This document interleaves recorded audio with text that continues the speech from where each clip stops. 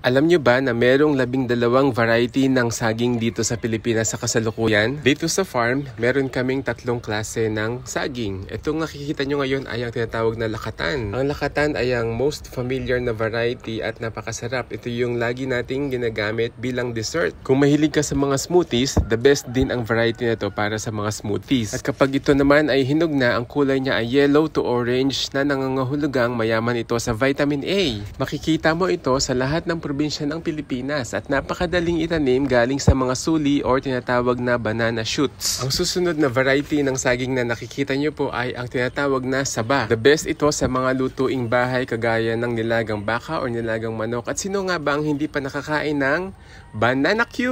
Yung puso rin ng saging na saba ang madalas na ginagawang sisig puso at ito ay isang authentic dish ng mga Kapampangan. Gagayatin lang yung puso ng saging na parang sisig at lalagyan ng suka at paminta, talo-talo na. Ang ilan pa sa mga variety ng saging na meron sa Pilipinas ay ang latundan, senyorita, cavendish, lagkitan or botolan, bulkan, morado, inabaniko, bungulan, utungan at saka tindok. Kayo po, ano pong variety ang pinaka-paborito nyong kainin at ano pong variety ang meron kayong tanim sa inyong mga bakuran? Kumuha rin nga pala kami ng dahon dahil magsasalo-salo kami ng pananghalian bilang Boodle Fight.